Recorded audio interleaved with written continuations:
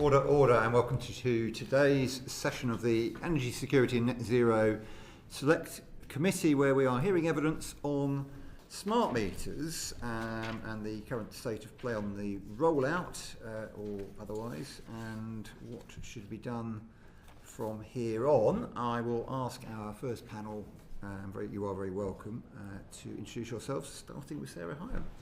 Hello, thank you very much for having me. My name's Sarah Hyam. I'm Director of Corporate Affairs at Smart Energy GB. Smart Energy GB was created by government for efficiency and effectiveness reasons to do the marketing and communications for the smart meter rollout instead of 20, 30, 40 energy suppliers having to do it individually. We are here to do three things. One is to persuade people to have smart meters. The second is to make sure that vulnerable customers are not left behind. And the third is to make sure that people are using their smart meters. Thank you. You are welcome. Great. Yeah. Hi, I'm Alex Barsham-Harris. I'm Head of Energy Consumer Markets at Citizens Advice. So we're a charity that has a network of local organisations across England and Wales delivering face-to-face advice and also national services. And one of those is an energy-specific advice service with the statutory consumer advice and advocacy provider in energy. And so we're really engaged very closely with the issues consumers are facing in that market and with the smart meter rollout and the governance around it. Thank you. Hi, I'm Ned Hammond. I'm Deputy Director of the Customer Policy Team at Energy UK. Energy UK is the trade association for the energy industry, covering everything from energy suppliers through to energy generators. And in my role, I am in charge of everything that relates to sort of customer-facing policy, which includes the smart meter rollout. Well, thank you all very much for joining us today. And Sarah Hyam, I'll start with you. The installation of smart meters is somewhere, we think, around the 66% level in domestic properties and about 60% in non-domestic properties in this country. Other countries have done rather better. Why are we doing so badly in the UK? Well, thank you very much for that question. I would say, in summary, a lot has been achieved, but there's more to go. So we have, as you say, about 2/3 of meters in the UK are smart meters. We know that 8 out of 10 people who have smart meters like them, and we know that about 60% of people with an IHD, so that's the little mobile screen that comes with the meter, are using them, and some on a weekly basis, some on a daily basis. So we know that progress has been made. Absolutely, there's more we can do, and the industry is working hard to think about how we can get there. Do you think that the government 2025 targets remain in reach? As the body that looks after the marketing and communications, we're not close to all of the details of what makes the smart meter rollout achievable. So operational considerations, for example, which my colleague from Energy UK may be better placed to answer. We do know from the stats, so I think it was the end of quarter 1 this year, we had got to about 67.6%. And at the end of the year, I think we're getting to about 74.5% as the target overall for domestic. So there is a long way to go. They are really challenging. What I would say is, we know from an operational perspective, things can be easier in the summer, for example. So you often see a bump around those times. And from the communications perspective, so the things that we're looking after, we have 2 big campaigns for the year, one of which is around energy flexibility. So you may have seen some of our adverts that focuses on that issue. So we know that now that there are so many new innovative products on the market, which there weren't 2-3 years ago, we now have this new news. And those adverts are working really well with customers for whom previously the previous benefits weren't quite enough to make them want to get a smart meter, but we're beginning to see that they are reappraising now that they can see this new news benefit. So we're very hopeful about what that might unlock this year and beyond. Well, thank you. We saw a fall in the level of installations of 15% between 2023 and 2024. Do you think that what you've just outlined has overcome that drop? I think there's probably 2 things in that. One is questions around how much operational activity is going on, and I think my colleague from EUK may be able to talk to you about that, because yes, there are installations, but the same workforce is also doing other things. So we have meters on the walls that are 10, 15 years old now, and of course they may be on a replacement cycle. So there's other activity going on as well as installations. Yeah. But what I would say in terms of the sort of the consumer sentiment side of things, which is what I would be able to speak best from the perspective of, we know that, yes, we have 3/4 of the population now have one. We've got a third left Of that third, a population of around 6.5 million say that they would seek and accept a smart meter in the next 6 months. And of those who say that they don't want a smart meter, about half of them say that they don't want a smart meter right now. So actually, with this new news that I've just spoken about, the idea that you can reappraise when there is new news, and we know this is something from a customer behaviour perspective that often will help, we have hopes that that will do further. The other one thing I would add is, and I'm sure that the committee will want to talk about this, we know that there have been some issues with what we are terming non-operating meters, or essentially smart meters that are operating in traditional mode. And some of the media moments around that have caused concerns within consumers' minds. So we know that some people who don't have a smart meter cite concerns about them not operating as a reason why they might not get one. We're really leaning into the fact that actually our data shows that the vast majority of people are happy with their smart meter. So 4 in 5 people who have a smart meter are happy with it and use it regularly. So you may have seen some of our marketing around that as well to help reassure people that actually if they get a smart meter, in all likelihood it will work for them. So there are 2 big campaigns, there's yet lots of other stuff going on as well, but those 2 things are really leaning into what our data shows us are the drivers for helping persuade the population at the moment who don't have one to get one. And you've quoted this figure of 80%, 4 in 5 like them, Yes. which means 2 in 10 don't, 20% don't. Why do those people not like them?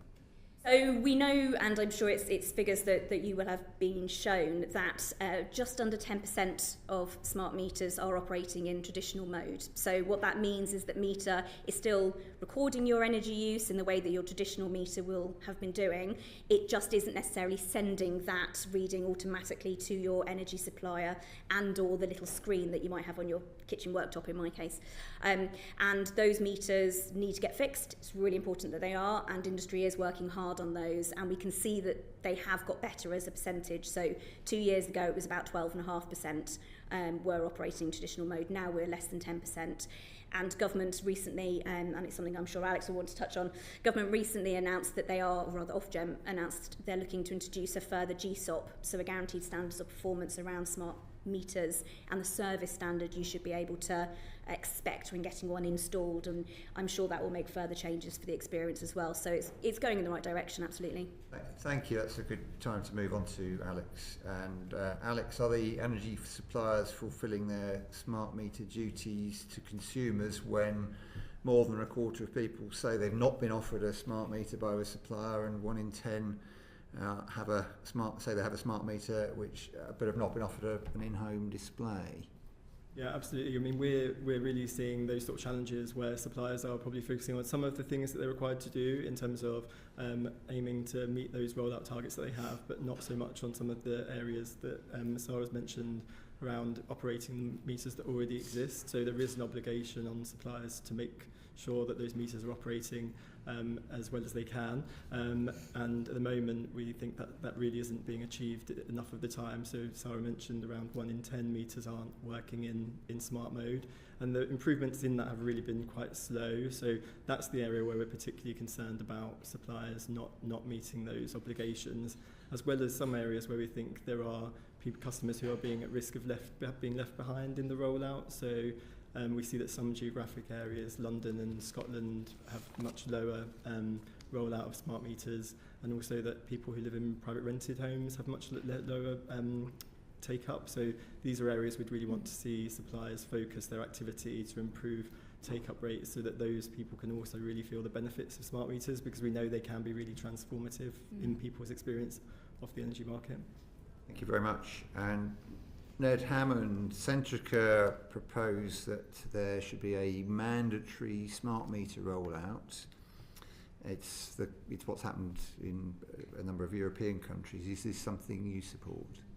So the government decided on the framework that they wanted for rolling out smart meters a long time ago with the information that they had at the time, and that was not to use mandating smart meters. I don't think it's we should dwell on that. We should look at what the best options for the future are. At this point, we feel that mandating smart meters has a risk of creating the wrong signals to the remaining customers who don't have smart meters yet, rather than focusing on the benefits that they would receive by getting a smart meter, which Sarah has talked to some of those already.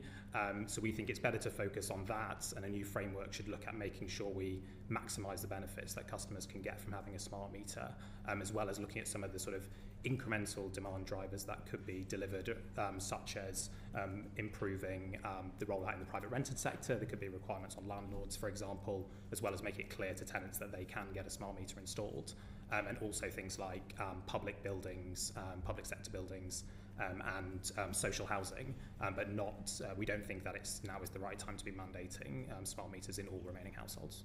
So how do you overcome the negative perception that Martin Lewis described to us that many customers have about the rest of the rollout? Yeah, sure. So I think there are a few things that can be done to help improve the consumer's perspective on smart meters. So the start of that is trying to raise the levels of satisfaction among smart meter customers, and that should help improve sentiment more widely. So as Alex and Sarah mentioned, that can partly be done by improving the proportion of smart meters that are operating in smart mode. We have seen significant progress on that. The number that aren't has dropped from 4.7 million in 2020 to 3.5 million now. It's gone from nearly 20% of the total to less than 10%. But clearly we want to get that to as low as possible. The things that can be done around that are having more flexibility around the connectivity options. There's two different systems that are used, the cellular system in the south and the radio system in the north. There have been problems around weak signal in some areas. We would like to see more flexibility about what could be used to make sure that all customers can potentially have a smart meter that's operating effectively. Do you think what you've just been talking about is a way of reassuring people? Because I think that if you improve the satisfaction of people that have smart meters, that should help to improve wider sentiment across the market as well. And so if more people have smart meters that are working for them, is there evidence that people talk about, with their neighbours about how fantastic their smart meter is, and it's a topic of wider discussion? I don't have any specific information on that, but I'd be happy to sort of come back to you on this. But what we're seeing at the moment is improvements in a lot of different areas. But the thing that I was going to get onto is that what we also need is more focus in the media on positive coverage around smart meters. So Sarah can talk to what SEGB does, and I think thinking about the things around the flex benefits I think is really important, and that can provide more positive reasons why people should get smart meters and improve the sort of sentiment around it with those customers. The other thing that we would like to see is the government give positive messages around the smart meter rollout more frequently. So we essentially barely ever see ministers talking about smart meters at all. And an example of this is in pretty much every announcement that you get around heat pumps, the announcements include saying that you can get £100 saving on your energy bills if you use a smart tariff. But nowhere does it mention that you need to get a smart meter in order to benefit from these smart tariffs. So I think things like that, they should be including that all the time. And smart meters and the flexibility benefits that they can bring are really important to achieving things like a clean power system, because it can reduce the amount of generation that's required. It can reduce the amount of grid investment that's needed, and it's also a key part of delivering the Warm Homes Plan with clean heat technologies as well, and making sure people get the benefits of those. Thank you. Claire Young. Thank you, Chair, and welcome to the panel. So we've seen some worrying statistics about the reliability of smart meters. 1 in 10 being used in manual mode. Money saving experts estimated that when you take a wider definition of faulty, it's more like 19%, which also ties in with the Citizens Advice Bureau saying that 20% are having problems. So I'd like to start with Alex and ask, should targets for energy suppliers focus on the number of working smart meters rather than simply installing new ones? Yeah, so I think to just respond to the research, absolutely, that's what our research shows as well, that 1 in 5 people are still regularly giving manual meter readings, even though they have a smart meter, which suggests that there's a wider issue with smart meters than the data that is published, and that's, we think, potentially to do with intermittent issues where meters are sort of coming on and off, and that's what's causing them to not reliably generate accurate bills. And we really want a much more consumer-focused definition of the smart meter experience to sort of understand what's driving some of these issues. In terms of how that is incentivised on suppliers, there is already a requirement alongside the rollout targets that they take all reasonable steps to operate smart meters in smart mode. So there's already a rule there, and Ofgem's published data that shows there is quite a broad range of performance amongst suppliers. So between 85% for the worst performers and 95% of meters operated in smart mode. So that does suggest there's actions that suppliers can take that can have a real impact on the ratio of smart meters that aren't being operated properly. And that's why we're really supportive also of what Ofgem is proposing, which is a new automatic compensation to increase the incentive. If a rule saying you have to do this thing isn't enough, increase the incentive on suppliers. If they don't do it, customers receive an automatic payment. The only concern we have there is that, again, that is quite linked to quite a long period of being the smart meter not operating. So some of those people who are still experiencing issues wouldn't necessarily receive the compensation that we think they need. So we're keen to see that change, ensure there's no loopholes in that set of rules, and then also ally that with other protections so that people who have smart meters have a guarantee that they can get a more accurate bill. And I can talk a bit more about what that could look like if it's helpful. Specifically in terms of the targets for working smart meters rather than simply installing them, would you change the targets specifically, or you think these other things you're outlining would be a better approach to the problem? In our opinion, generally yes. I think that at some point having a smart meter and operating a smart meter as a supplier is a business as usual activity, so having a target from government feels a little bit odd, and maybe it should sit better with Ofgem as the energy regulator to make sure that firms are doing this as part of their ongoing service to customers, and that keep the rollout much more focused on the sort of infrastructure side of increasing smart meter penetration and achieving the sort of system benefits that it's designed to deliver.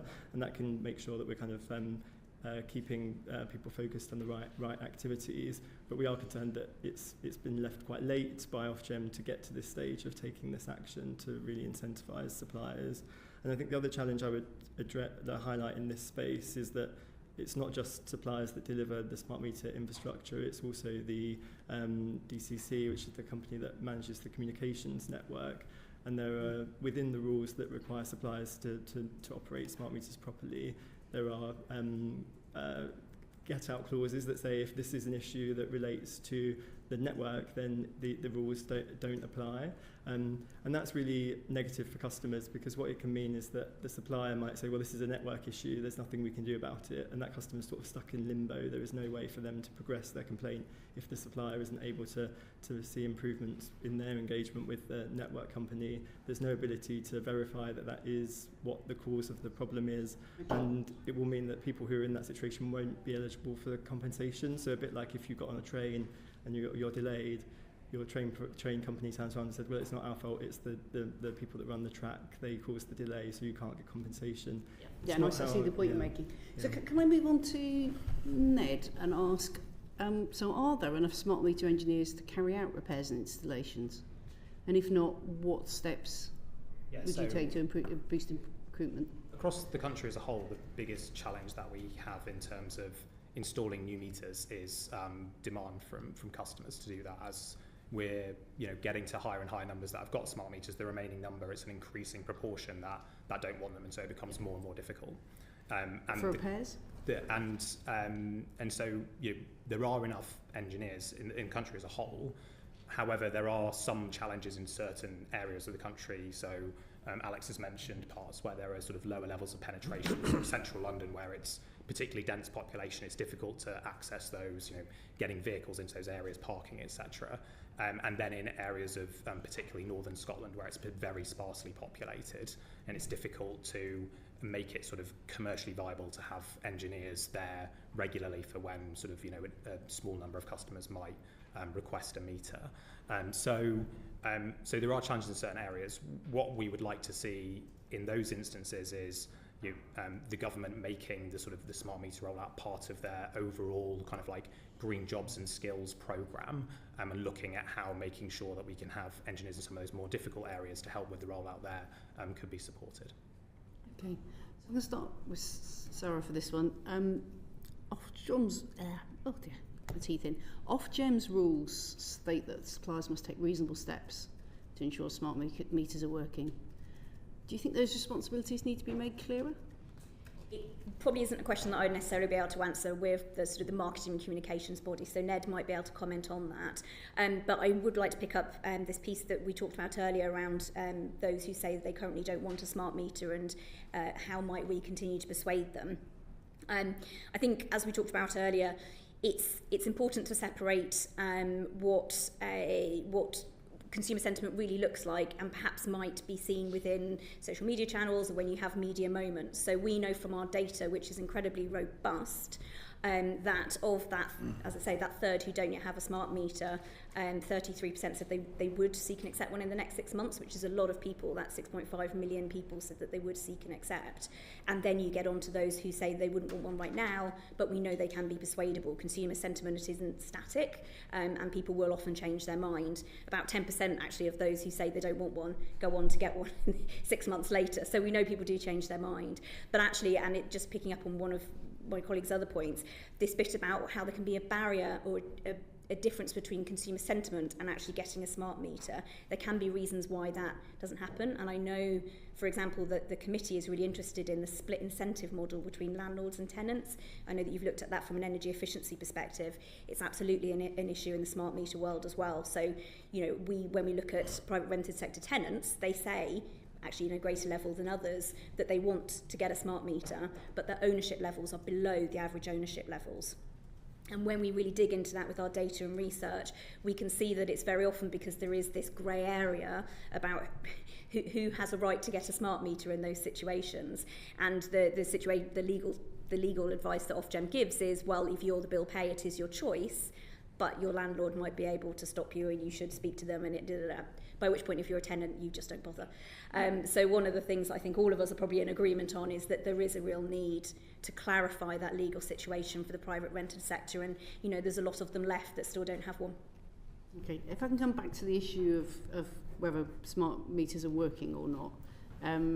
So did you want to add anything, Ned, on the question of whether the steps need to be made clearer in Ofgem's rules about taking reasonable steps to ensure that smart meters are working? Yeah, absolutely. So one of the challenges we have at the moment, as Alex has sort of alluded to, is the regulatory framework is a combination of rules that are set by DESNZ and things that Ofgem has within its overall licences. So the DESNZ has set targets for each supplier to meet in terms of the number of smart meters that they install each year, new smart meter installations.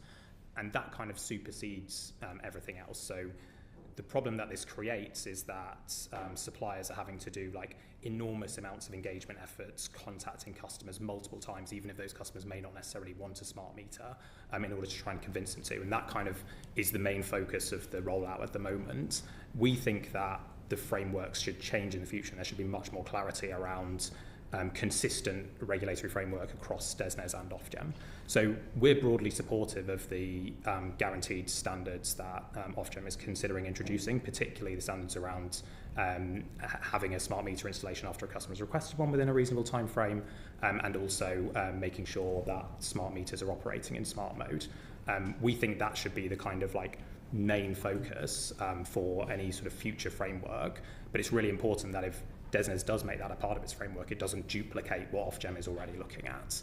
So we think a combination of those kind of like guaranteed standards, you know, making sure that customers are getting the benefits of the smart meters that they've got in their houses, and then those incremental demand drivers that I mentioned earlier around, you know, getting public buildings, getting social housing to install them, requiring landlords to install them as part of the 2030 minimum energy efficiency standards. Those are the ways to take the rollout forward. If I can just quickly ask, then, so you think those guaranteed standards of performance that Ofgem are proposing, they go far enough, or is there anything you'd add? We're, as I say, there's sort of the two of the four of them that we think are a good idea. We think they're broadly the right approach. I think it's just important how they are designed and making it very clear where there is sort of whose responsibility it is on some of the challenges that need to be overcome to be able to make sure that smart meters are working properly. Alex mentioned the sort of like time frame. We think that there should be sort of like more analysis done in terms of what is the right time frame between a customer requesting a smart meter that's currently not working in smart mode to be fixed, to be doing that. The sort of 90 days that they've set seems to be a sort of reasonably arbitrary. So we'd like to see an assessment of what the sort of right time frame is for that. Thank you very much. Torquil Crichton.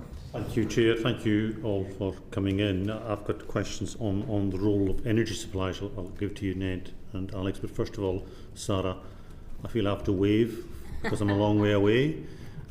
You'd say and challenge this 66% rollout figure, because where I come from, on the western seaboard of Scotland, 75% of my constituents in Hill and Year still haven't got a smart meter. They've got 0% chance of getting a smart meter because internet connectivity problems, supplier problems in terms of engineers, and also simple transportation problems. It's not about density of cities where we find parking, it's actually getting the engineers to the location.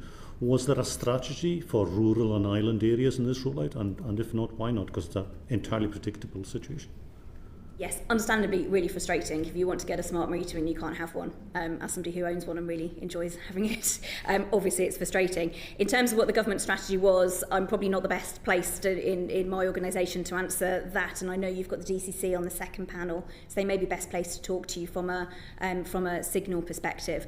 What I would say is, one of the really good things about this rollout has been the collaboration across lots of different parts of the industry, so organisations like ourselves, but Citizens Advice, Energy Suppliers, Government, and as a result of that, where we've needed bespoke solutions to tech problems, we have been able to develop those in a way that I don't think necessarily would have happened if a government programme hadn't been there, for example. So next year, hopefully, there is a new product coming on the market that will, or rather the energy suppliers will be able to use, whereby people will be able to use, if they need to, their Wi-Fi in order to work the smart meter.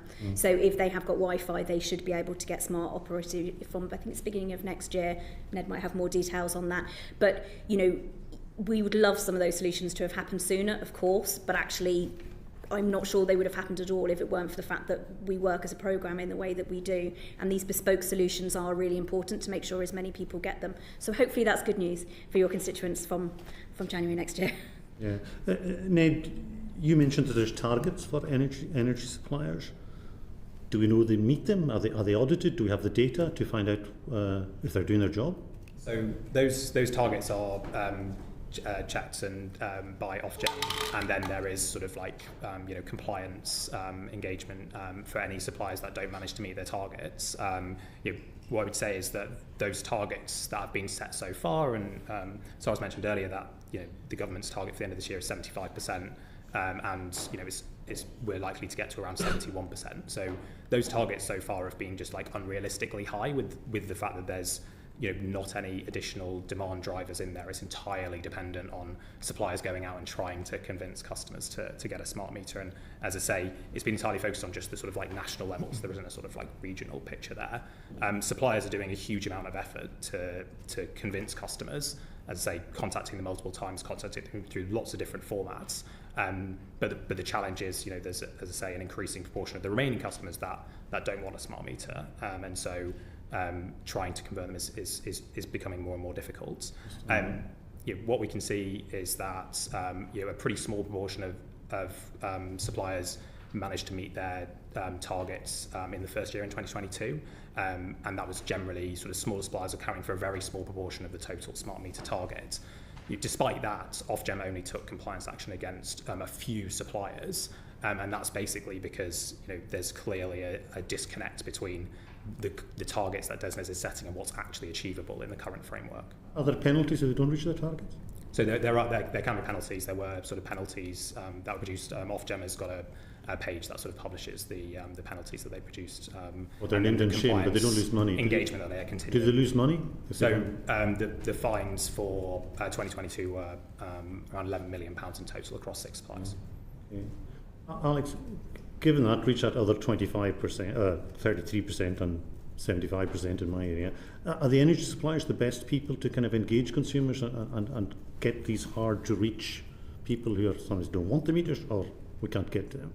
Are the energy suppliers the best people to do that? Yeah, I think it's a really challenging issue that your constituencies are facing, and as Sarah mentioned, it's almost, I think it's wrong to sort of think of the smart meter rollout as a single rollout. We've got multiple overlapping rollouts where some people have been able to access a smart meter for 10 to 15 years, and others are literally only now in the position because of where they live or the type of home that they have, getting to the point where that's possible. And that's one of the reasons that I think Ned's probably view is maybe a little pessimistic about the capacity for smart meters to be rolled out, and then our data probably aligns more with what Sarah's described, that there are a range of reasons why people are not willing to take up a smart meter currently. Some of that is, as was mentioned earlier, negative media attention and bad word of mouth. That does play a role, and so tackling those performance issues will bear down on that, we think, and that is very much at least a significant proportion of that within the supplier's gift to tackle that side of the issue. And on the demand side,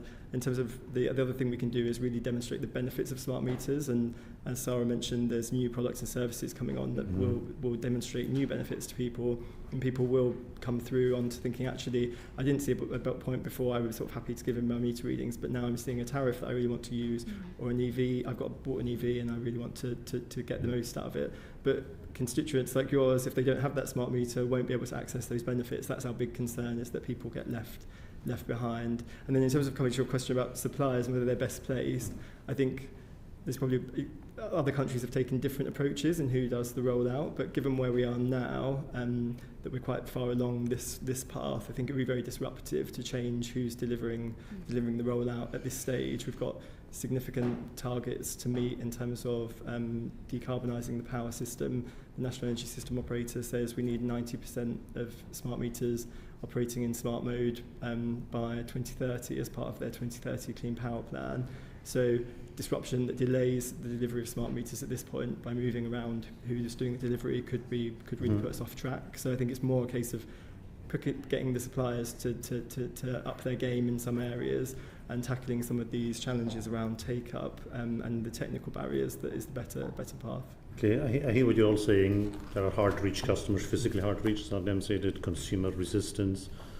But you seem to be saying that for that remaining 25% of consumers, we stick with the same system that isn't getting to them. Yeah. Surely we need a rethink. Exactly. Surely we need a rethink of how this is sold to consumers, or consumers are engaged with tariff incentives or government making them aware. There must be another way of doing this, because the way we're doing it isn't getting it. The important thing to think about is not just the total number of households that have a smart meter, but the benefits that smart meters are providing to the system as a whole. So what we are seeing... I hear you saying that, but I've never heard a minister saying that or anyone else saying it. Sure. Well, you don't hear ministers talk about smart meter rollout very much, and as I say, we would like to see them pushing that more clearly. As I say, we think there are other ways of driving the remainder of the rollout that are not setting unrealistic targets on suppliers. As I say, we think the best way to do that is to make sure those that have got smart meters are getting all the benefits that they can get from those, and that creates benefits to the system, because if we flex demand, that means we need less peak power. It also improves energy efficiency, because on average people with smart meters use 3 to 4% less energy than those with traditional meters. And so we get all of those benefits. People hear about those benefits ideally, and that's where the government comes in. We need more communications around that. And that convinces more customers to then take up smart meters. What we also need are those incremental demand drivers as well. So public buildings, social housing, making sure that they're getting smart meters, putting requirements on landlords to install smart meters as part of the minimum energy efficiency standards. Those kind of things, we think that will enable the rollout to continue making progress, while then there can be greater focus from suppliers on ensuring that their customers that have got smart meters have got them working in smart mode and are getting all of the flexibility benefits from them. If they've got any products like heat pumps or solar or EVs, they're getting all the time of use tariffs. And then even if they don't have those things, that they're able to reduce their consumption where they see that it's inefficient, or that they can potentially get involved in things like the demand flexibility service when that comes back in the future. Thank you. Thank you. Luke Murphy. Thank you, Chair, and thanks to the panel for coming in. So we've picked up on some of this already, but I just wanted to question you on the kind of negative perceptions of smart meters. So, evidence from Citizens Advice shows that nearly half of those who haven't taken up a smart meter, when offered one, said it's because of negative media reports. Similar numbers have said it's because they don't believe it will provide benefits, and again, similar numbers have said that they distrust the technology. And Martin Lewis has said similar and has expressed concerns, the money saving expert, around the negative perceptions. So in addition to what you've said, what steps, additional steps are needed to improve perceptions of smart meters? I'm happy to take that one. So yes, in terms of those numbers, fairly similar from what we see, and in fact, the insights and data that Smart Energy GB create, which is taken from a 10,000 sample size rolling programme over the 10 years that we've had it, and government use our data in their target setting, etc. So it's one of the most robust places to get an understanding of consumer sentiment. And from that, as I say, of those, that third that's left, some would still get a smart meter, so 6.5 million in the next 6 months, so they would seek and accept. But yes, it's true to say as we get into the latter stage of the rollout, as you've converted more and more that said they would seek and accept, you are left by obvious reasons to have a large group of people who say they don't want one right now. And when you then look at the drivers, the reasons why they say they wouldn't have one right now, again, that's separate research that we then undertake on this group. The two main reasons given at the moment, one is, yes, concerns around the tech, so concerns that it won't work in the way that I would expect it to. And the second reason is that they're in a group of customers for whom they say, I already use energy really well in my house, I don't necessarily need to do anything further, and therefore, you know, what more do I need to do? So from our perspective at Smart Energy GB, we've been tasked by government and energy suppliers who sit on our board to undertake the communications to try and overcome those issues, and there is our big focus for 2025 and onwards. So they're the two main campaigns that we run.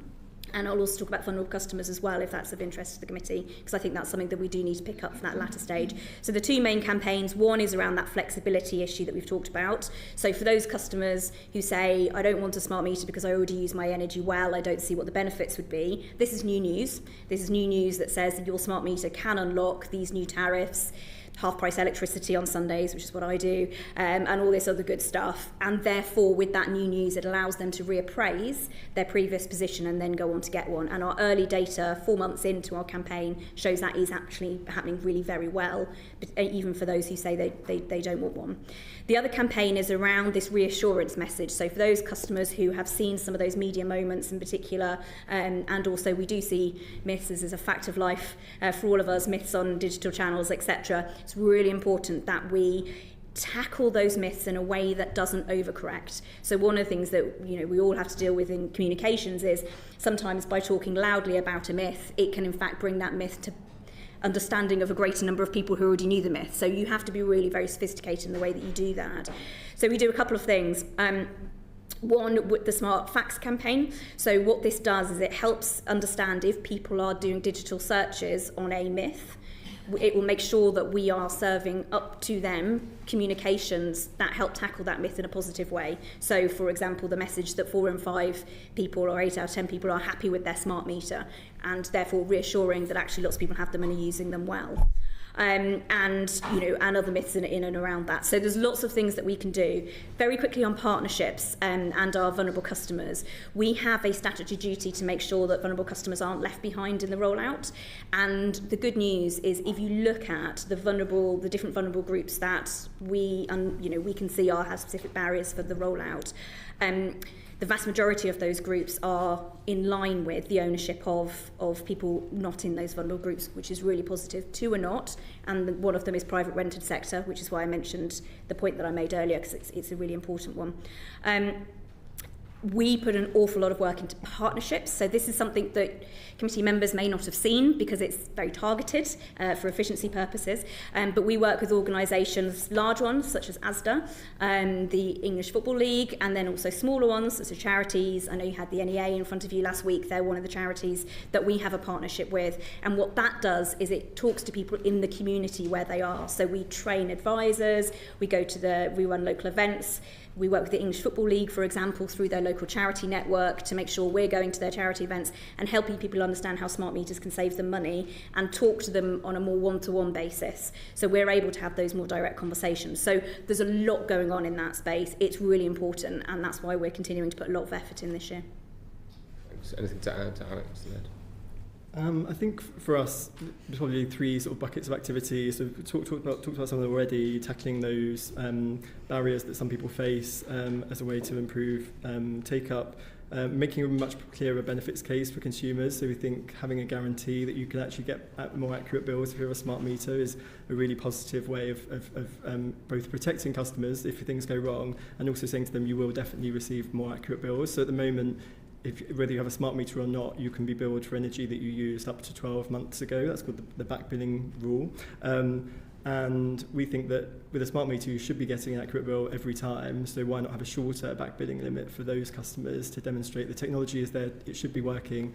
And if it's not, you have a higher level of protection. And that's a real clear benefit for people. And I think those sorts of benefits, as Sarah said, can really encourage people to reappraise smart meters, because it is really clear that people who have smart meters do have a much better experience overall. So some more recent research we did with Ofgem showed 20% higher satisfaction for people who have a smart meter than others, those who don't.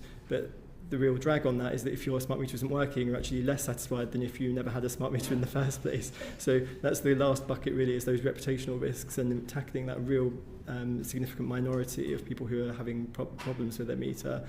That can really also improve the take-up, we think.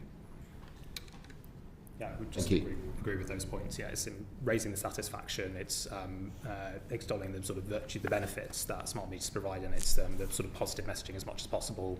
You know, SEGB does a lot of good work on that. We need to see the sort of government getting involved on the comms front as well. Thank you. We're moving to a phase of the transition whereby there's a lot more kind of new clean tech potentially going into people's households, so heat pumps, electric vehicles, solar panels. The kind of measures. Is there anything that we can learn from the smart meter engagement campaign, both positive and negative, or sort of critical lessons, as it were, for the rollout of those technologies? I'll come to you again. Yeah, absolutely. Lots to learn. We think we're probably one of the first of its kind of a behaviour change campaign of this sort of size, and the parallels between what we've needed to do in smart meters and, for example, what you might need to do with heat pumps, what you might need to do with energy efficiency building fabric and EVs is really quite similar. So you're looking at situations where on the whole it's a low interest category. Whilst we all love energy, it's not a new iPhone, so it's not the interest category you'd like it to be. It also has a very similar adoption curve, we think, and by that we mean that it's a new piece of technology that people don't know anything about, and so you have to go through the awareness stage, and you have to go through an awareness stage that is about the product, not the brand. And so one of the clear lessons from our perspective is having the communications done through an independent, non-commercial organisation can help to overcome some of those initial stages in that adoption curve. We would also point to the fact that having vulnerability and making sure no one is left behind, putting fundamentally in the duty of any organisation doing the communications for that piece of technology is so important. It was in our strategy duties from day one, and we have focused on it so hard that we are now in a situation which many people are surprised about, to know that vulnerable people ownership is in line as it is with anyone else, and actually that's something that I think is really a really important lesson for the future. And the other one is there's a long list, and in fact there is a report I can send you that we did with the behavioural insights team that goes through some of this for you, because it's really fascinating. But there is this bit around the importance of data and evidence and insights. So everything that we do is based on data and insights of understanding what drives customer sentiment, what might change them, and making sure that we are being agile when that changes. So for example, if you looked at when COVID happened, we could see from the data that national messages, smart meters help you contribute to the future renewable system, worked more with customers than the personal messages, so this can help you in the home.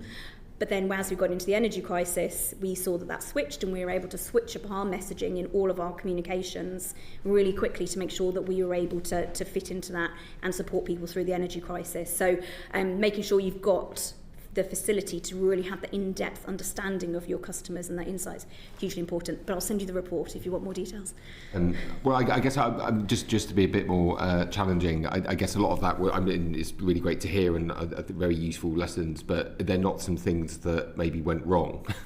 that we can learn from as well? I mean, because I think it's useful to air those as well. Absolutely, and I think, you know, in terms of the operational side of things, and I think what you're probably hinting towards is we've had delays in the rollout. Yes, we have had delays in the rollout, and I'd put those probably in two categories. So I think one is around the technology, and the other one I think is probably around the external context. So others might want to go into more detail, but certainly from the technology perspective, it has the solutions to some of the things that have opened accessibility. So in answer to your colleague's previous question around, you know, how do we reach people in areas where there isn't signal, getting in the Wi-Fi enabled meter, it would have been brilliant if we could have done that sooner. I don't know why it doesn't, but sometimes these things take time. It would have been lovely if those things had been quicker. Some of those other solutions around, you know, tall buildings, they take time to come in, and those delays I don't think were anticipated. They are in place now, and we're just waiting for those last couple of ones, so that's good. From the external context, I think that's been really interesting. We've obviously had COVID, and we've had the energy crisis, and both of those things have had a big impact in a variety of different ways on the rollout, and interestingly, sometimes in ways that you wouldn't have expected. So this comes back to my data point. Actually, what we saw during the energy crisis was a polarisation of customer sentiment. So where you might logically think, we've got an energy crisis, people might therefore be more willing to get a smart meter because they want to better understand their energy and you know, therefore get a smart meter. That's true for some, but actually for a whole group of other people, particularly the low income, your behaviour becomes one of, and our data shows us, you don't want to change anything because you then risk something happening. And so actually within the energy crisis, you could see more people falling into that category. So there are lots of things in there, and again, understanding what the customers, how that's going on and how we can then react to it is really important.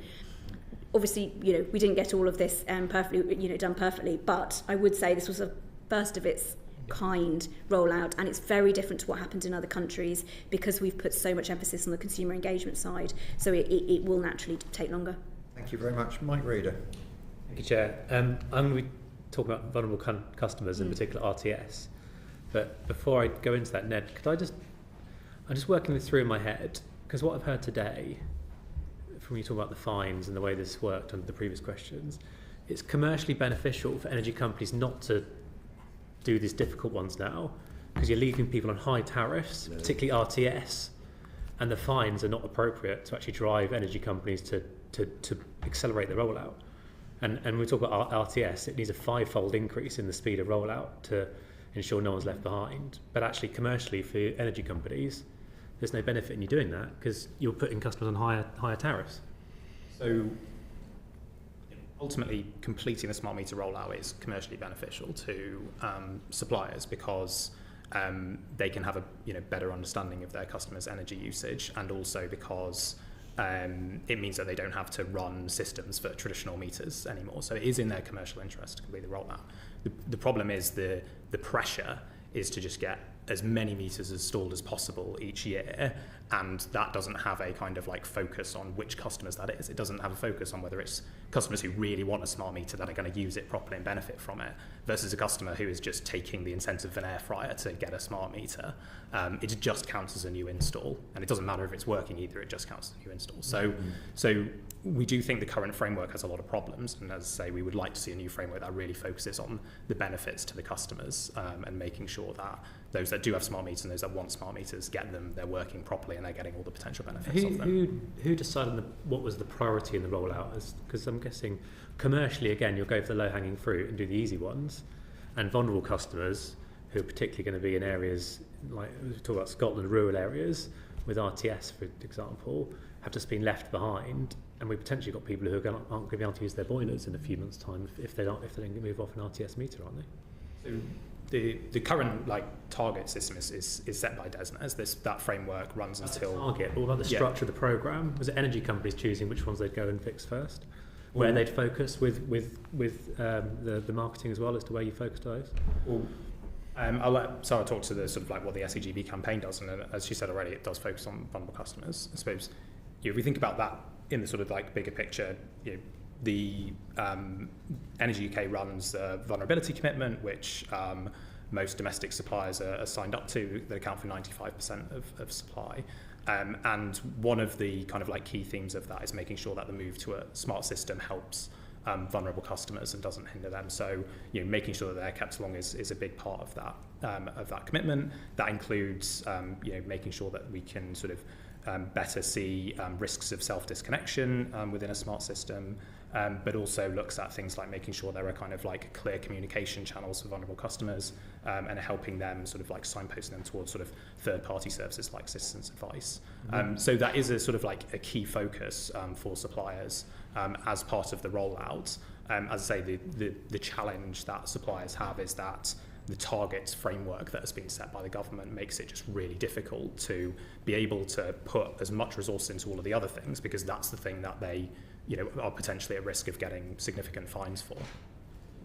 So just to build on that, so if we went into your organisation and we looked at all your marketing strategies and plans for the part since the start of this, would we see vulnerable people front and centre at the very beginning? Because it feels like this is like a bolt on at the end now that you're having to pick up the difficult stuff. So I'll talk about RTS separately, but in terms of our overall campaign, as I said, our vulnerability strategy has been baked in by day one. We have a dedicated vulnerability team, and because we can now see that vulnerable people with vulnerable characteristics have the same ownership levels as the rest of the population, and in fact in some of those vulnerable groups such as prepayment meter customers, you actually see a higher proportion of them having smart meters. We know that that works well. Our strategy is set by our board, which is representative of Citizens Advice. In fact, Alex sits on our board, and energy suppliers and government and Ofgem attend as well. And we design our strategy based entirely where the data leads us. So we, as I talked about, some of the research we do earlier, we have drivers research that helps us to understand what would persuade people to get smart meters, and we use that in order to design our campaign materials, and we do that on a nationwide level, in addition to which we then have the specific focus on vulnerability. So vulnerable customers will see the overall campaign and they'll see the specific campaigns. And particularly through our partnership work. As I said earlier, a lot of it won't be visible to the members of the committee because it's happening in a way that is in local community centres, it's with local charities, and therefore it will be on a very, very one-to-one basis, and that's a huge focus. On RTS, briefly, just from a campaign perspective. I'll come to RTS in a minute, sorry. Sure. And I will talk about RTS, but I just want to we'll talk about more generally about people who are perhaps less digitally literate or have been missold. And I read a case study on the Citizens Advice website of Frank Kohler. So he was told by the energy company the smart meter would work and then installed it in his basement. And he assumed it was all fine, he paid his bills. 2 years later, he got a £5,000 bill from the energy company and was told he had to pay it. Now, it wasn't his choice where the energy company installed the electric meter, but the liability sat with him to pay the bill, and he's now having to pay an extra £500 a month on his energy bill to get himself back into the deposit. I mean, is that fair? What more can you do to protect people who don't fully understand the smart meter process? I mean, that is an awful case study, and in fact, I'm sure you'll be able to talk about with back billing rules, etc., it sounds as if something's going on there that's not right, and that particular case study needs to look at. I'm sure Alice will be able to pick up with you afterwards on that. But in terms of the less digitally enabled, in fact, that is a group that we specifically look at from a vulnerability perspective and focus in on in terms of the work that we're doing this year. What are you doing for that group? So that'll be particularly through the partnerships work. So that's where we work with organisations like National Energy Action, who work with the local organisations. We work with local Citizens Advice as well. We make sure that when you're working with them, what do you do? So we train their advisors and we give them materials. We also do really quite innovative things like pharmacy bags. So we'll put materials on pharmacy bags, GP surgeries. We'll make sure materials are up there. So we ensure we are looking at where people who have those different vulnerable characteristics are and how we can best communicate with them. And what's really interesting, again, when you look at the data, for a lot of these groups, it's the messenger that's more important than the message. And that's why we work with trusted third parties, such as Citizens Advice, such as, Carers UK is one of our long-standing charities, NIOB, because we know that they are trusted intermediaries, and we work with them to make sure that they're getting the messages through, as I say, in a variety of different ways. Housing associations, you name it, we've worked with them. Thank you very much. I'm going to just ask Torquil Crichton to intervene here, because I think you want to ask something about the radio telescope. Just a quick supplementary on that. With RTS switch off and consumers, there is no incentive for the energy suppliers to go there because they put their consumers in a higher tariff. Would it be a good idea for Ofgem to insist that consumers switch from RTS or left behind in RTS going to a lower tariff, going to the lowest possible tariff.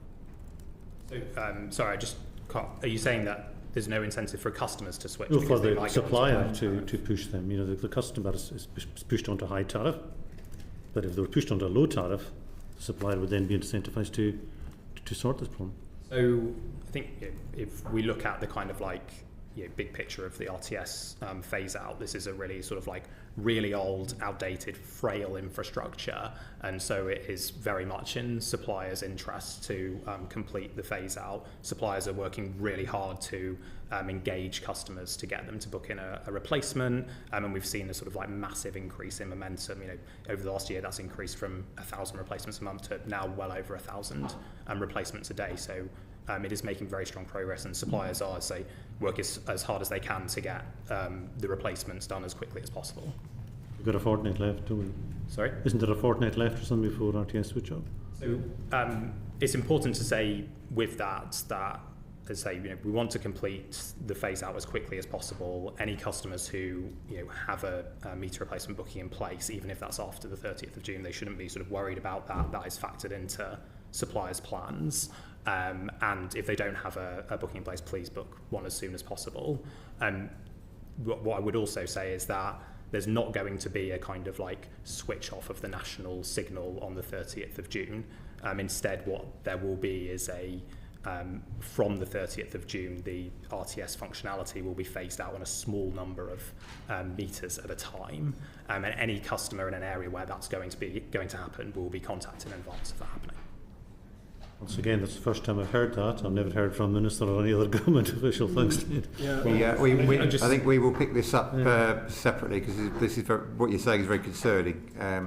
If I can just add to that, I would say we've been working really closely with Ofgem and with the government on the plans over the last several months, and we really appreciate the efforts that they're putting in towards this as well. If I could come in on this one just slightly, though, I do think as you say, it's really urgent to get much clearer information out to consumers about what happens after the end of this month in relation to these meters, and also that we need to see a better, in the same way that we want to see clearer benefits on the smart meter rollout more generally, and protections, much clearer guarantees for customers that if they do switch to a different type of meter, they'll get at least the same sort of price outcomes that they were before they switched. And at the moment, suppliers can't guarantee that, so we know there are some people who are put off from changing because they don't know whether their bills might rise as a result of moving onto a different type of meter arrangement. So we really need to tackle that problem, as well as the issues around outreach and really making sure that when we do get to the point of turning off some of these signals, we have the right mitigations in place so anyone who hasn't acted can be supported as quickly as possible, because some of them will face the fact that they're heating a whole we will ask both of you to follow up in writing, and this is as a matter of urgency. So thank you very much. I'm going to move to Chris Choke because we haven't got very long left in this session. I apologise for not being here at the beginning. I've been at another committee. And I wanted to ask about the costs and benefits. What are the costs in the current year of this smart meter rollout? So government is probably best placed to answer on the cost-benefit analysis. They do an annual report to Parliament, and the most recent one, which I think was published a couple of months ago, showed that net benefits are now in the range of 1.8 billion to the end of 2023. For the overall programme period, which goes out to 2034, you're looking at net benefits of 6 billion. That wasn't quite my question, was it? My question was, what are the costs this year of the smart meter rollout? That I don't know, I'm afraid. It would have to be something government, I think, would probably be best placed to answer. But who's paying for these costs of the smart meter rollout? As with any part of your metering system, Ned might be best placed to answer, but as with any part of your metering system, it's something that would be passed through the bills. Ned, it's added onto energy bills. So at the moment, around £15 of the bill is on smart meters. About £50 of everybody's energy bill is going on smart meter rollout. Yeah, so I think that seems a heck of a lot of money. So I was going to say, I think the point you're trying to get to is around the sort of the overall, how costly it is to do this. So, what we have talked about previously is around what the future framework for the rollout might look like.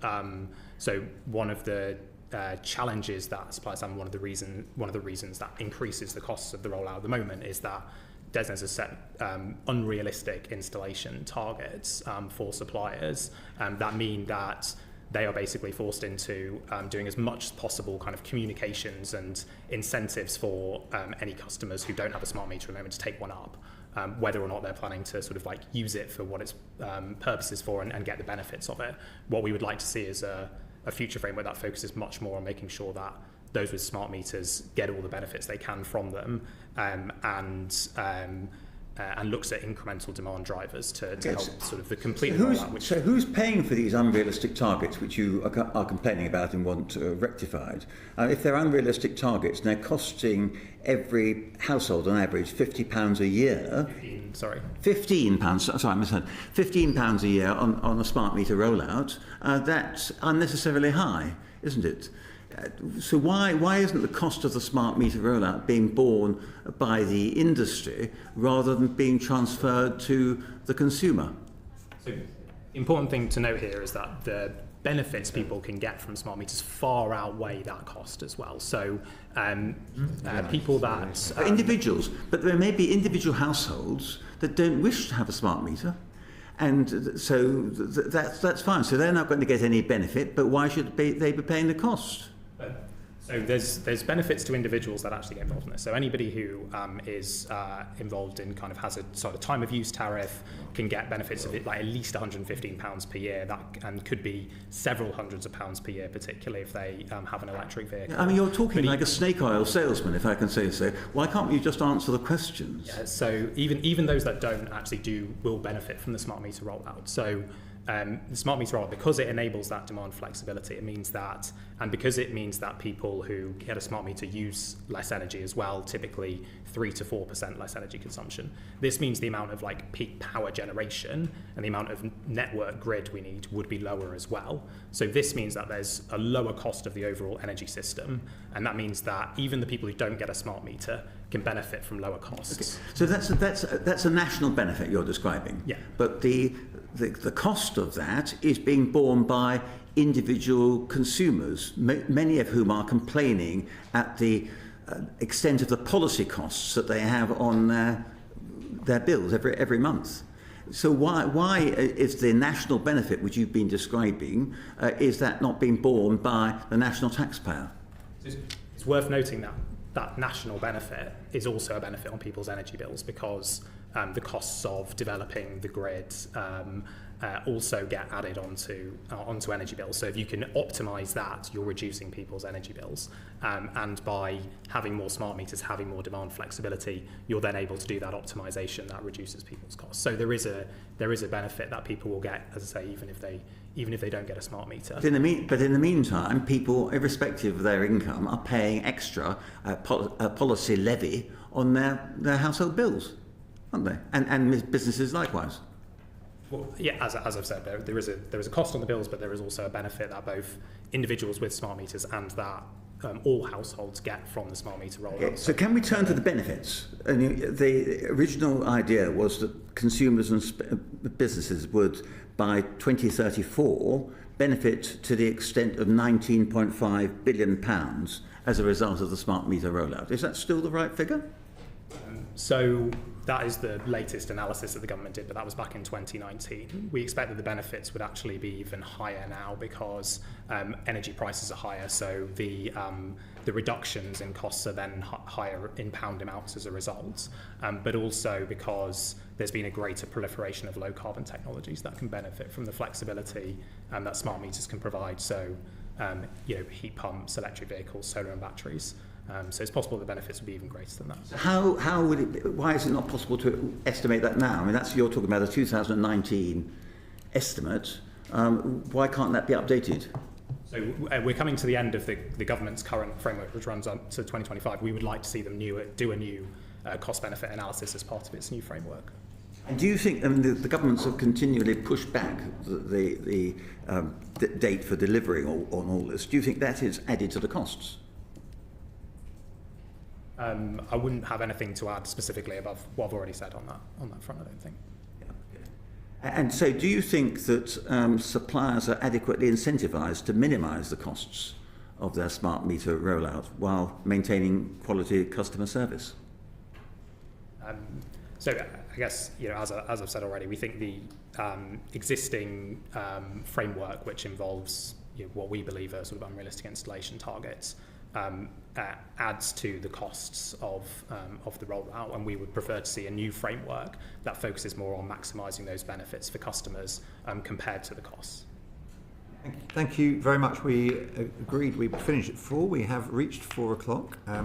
Thank you to our first panel for your evidence this afternoon. We will take a short break while we change over panels. Order. Order.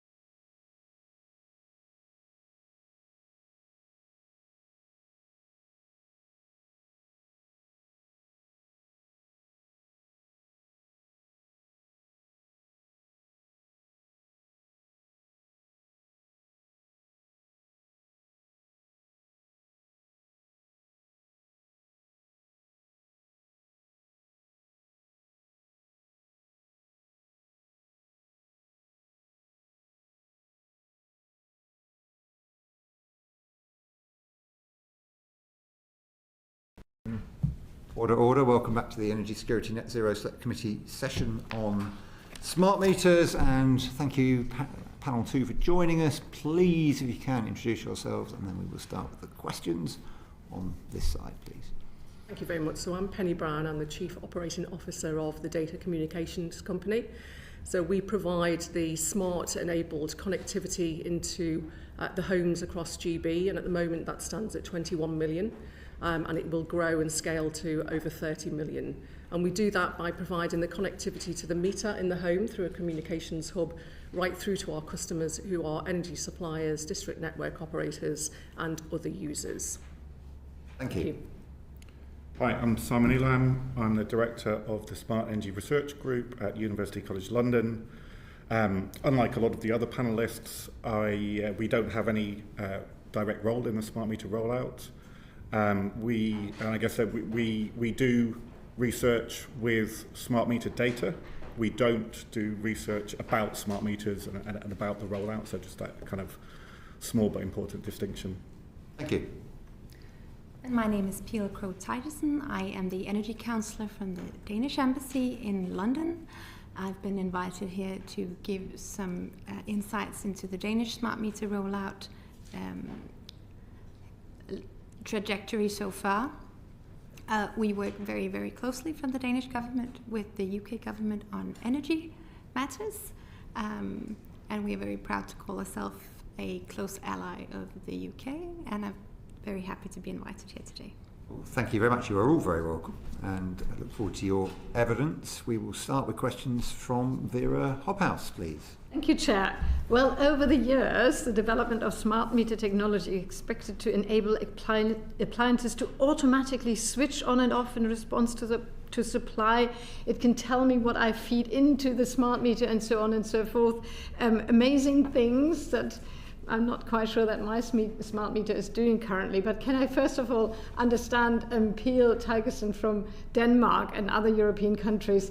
What do they do there? What can we learn from the rollout there? And is it really coming soon? That all this sort of automatic and flexible switch on and off is coming. That I can see how much I feed in. I can time my charging my car for the time when the system tells me to do so. How is it going? Thank you for the question. Well, it is of course very much a moving target as things are developing very quickly as part of a larger electrification of the energy use of society. We do have some indications in our data that things are beginning to shift. Just for some background, the Danish smart meter rollout was mandatory and it is now at 98% of meters being smart meters. 100% if you ask the Trade Association. I'm not sure what's within that 2%, but it's very close to 100% either way. We are seeing some shifts in consumption, especially they began to show themselves during the energy crisis in 2022 and 2023. And I'm happy to go more into this in a minute. We did see some flattening of the consumption curve within the day, reducing what is referred to in Denmark anyway as the cooking spike, which is in the afternoon and early evening. I also just found some data showing that in 2024 there was a massive increase in electricity consumption in the night and after midnight, not ruling out that people's behavior have changed significantly and they're starting to do more activities at night, but more reasonably to assume that this is EV charging, this is washing machines, this is the heat pump switching on and off. The increase in nighttime electricity from 2023 to 2024 was 16%, which is quite massive. So it is just starting to show itself. We have some survey data that show that about 2/3 of Danes in 2023 had a billing agreement with their electricity retailer that included some form of dynamic prices for their used electricity, and about 1/3 reported that they use some kind of a digital service to manage their demand. So it is coming. We also have data showing that 3 or 4 of these consumers that have a dynamic pricing agreement state that they've become more aware of when they use electricity. If these customers are the so-called prosumers, which would mean that they also had solar PV or some kind of generation in their home, then that shift is also massive, but slightly different, because they react less to price signals and more to when their home generation is active, which is also a reasonable way to react. But of half of those who had a dynamic pricing agreement reported that they really try to adjust their electricity consumption based on the actual electricity price. And just for some context, right now, the market in Denmark enables 15-minute pricing on a 15-minute basis. Okay. So ultimately, what you're saying, that the whole rollout is driven by the consumer, because because we've been hearing that people want a smart meter because they can see the benefits of it. But would you say our government would be advised to aim for the 100% rollout, because it's also important for balancing the grid, or should we just aim for those customers that really want it and make sure that they get, the best out of it? Well, in the Danish case, you could say the rollout was mandatory, but sort of reaping the benefits of the rollout was customer driven.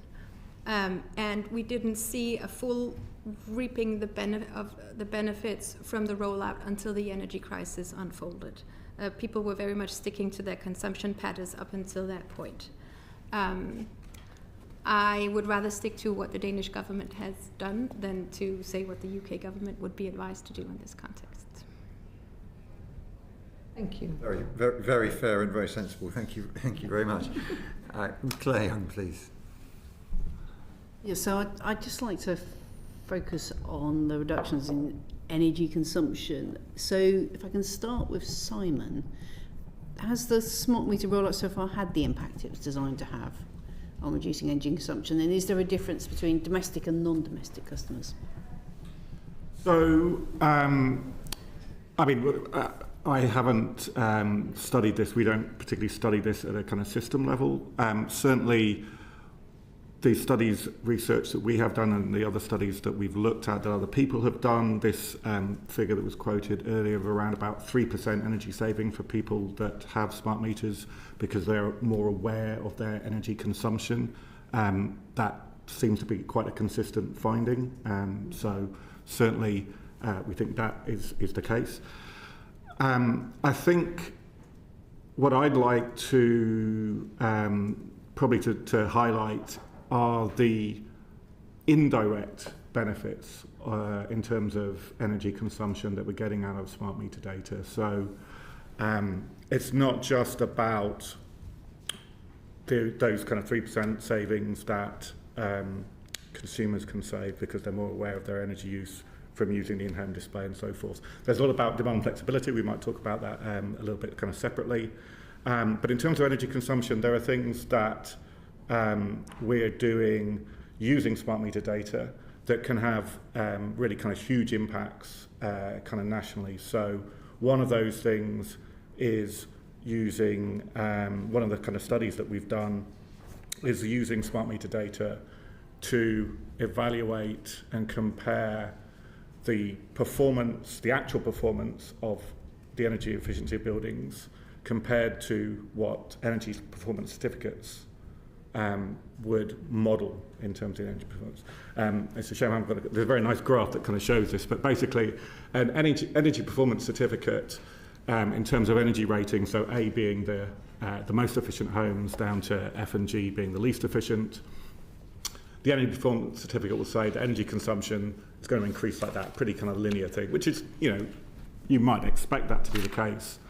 In actual fact, when we have studied those same homes and used their smart meter data and compared that to the energy that those homes actually use compared to what the model predicts, really it's a much flatter line. So if you've got the prediction of energy going up like that when it gets less efficient, when you look at it actually, it's kind of like that. So in terms of the figures, I think it's around, we saw it's for C-rated homes, it's about 8% less than the energy performance certificate suggests, and for F&G homes it was about 48%. So actually the energy performance of these homes is actually much better in many respects than the energy performance certificate suggests. Now, how that translates into benefits across the kind of system, I think some of the other panellists in the other panel were showing that smart meters, it's not just about what happens in individual homes, it's actually benefits across the system. So energy performance certificates are a key mechanism for a lot of government policy programs. There are policies around private sector rented, raising those to, I think, a EPC of D. And there was a kind of suggestion of a policy program around raising all homes to an energy performance certificate C rating. You know, that latter program would have a price tag of between 50 and 70 billion pounds. Now, if you can improve the energy performance certificates by the way that we've used smart meter data, you can save a lot of money, and you can, you know, improve those programs so that you're reducing. Do we know that that's because actually the energy performance certificates are effectively getting it wrong, or is it simply, if you're living in a poorly insulated home, when you get a smart meter and see just how much you're using, that motivates you to use less? And if you're living in a well-insulated home, you might think you don't have to worry as much about it. Or indeed, it could be other possible reasons are that people living in the worst homes may well be financially unable to improve them. So that's why when they see the meter ticking up, they don't use the energy. So I'm a little bit concerned about sort of drawing from that conclusions about the energy efficiency, or is this? Yeah. So we did a lot of work on that detail, because this is not the first study to find this effect, and in fact, it's other European countries have found kind of similar issues.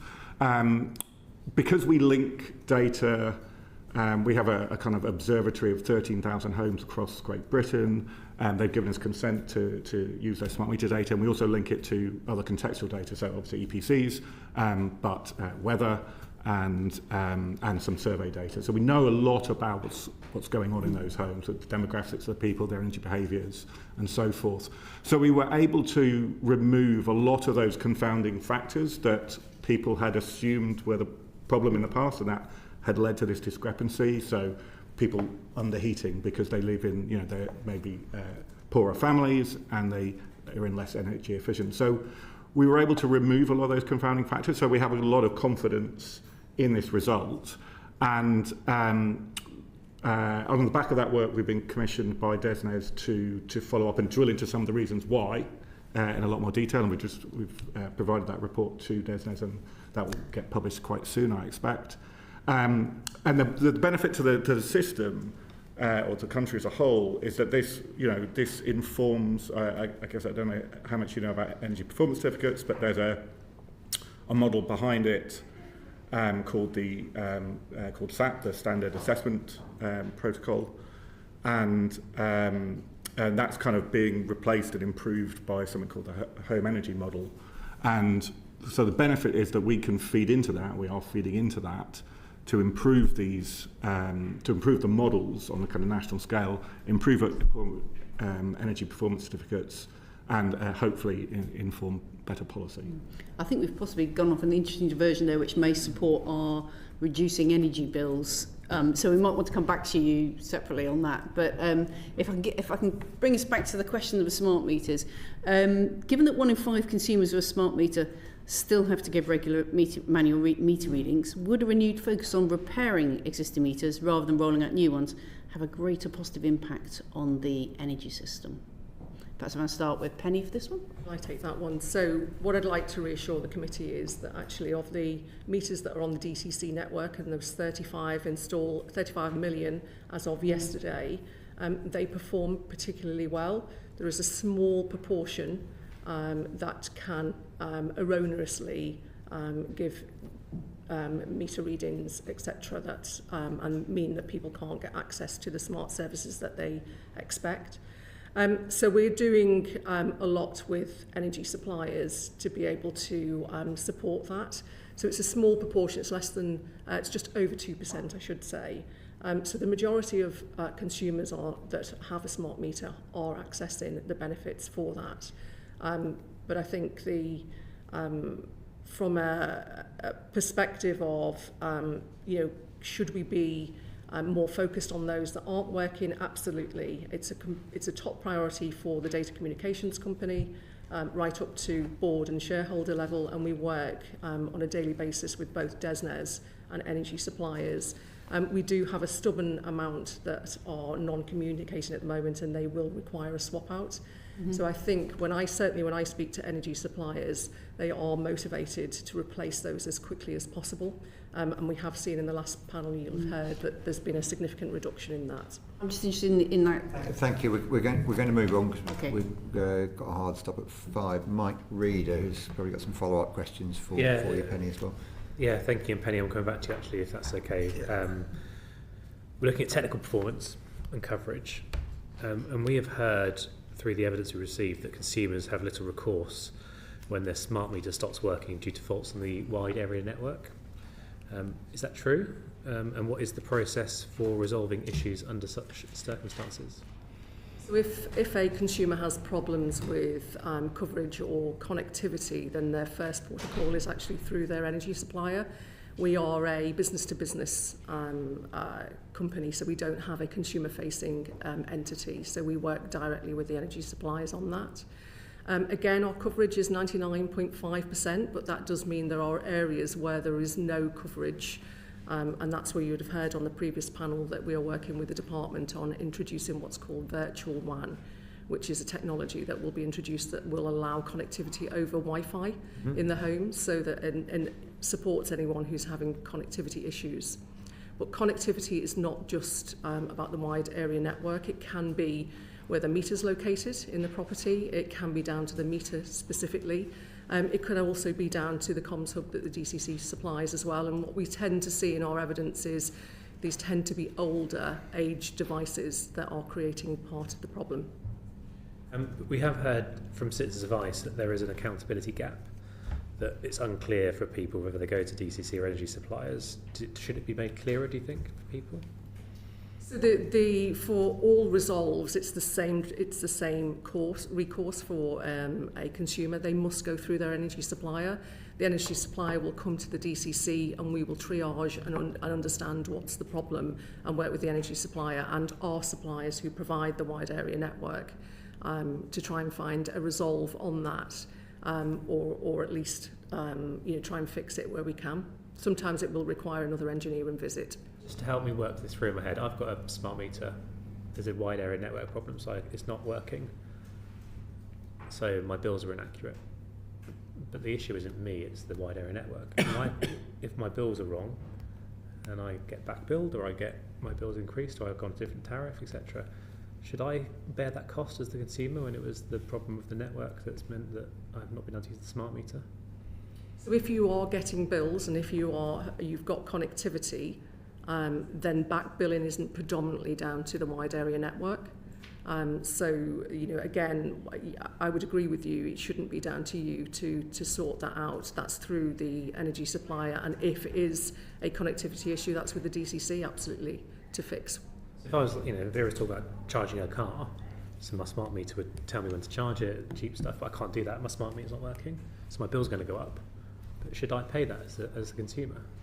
And I think that's a conversation for you and your energy supplier. I can't comment on that. I don't. It's general theoretical, right? I'm not specifically saying me, but is it that there's no recourse for a consumer if the wide area network failure means that they're paying higher bills? There is recourse. So you talk to your energy supplier. They need to work with us to work out, is it a wide area network? It's not always a wide area network issue.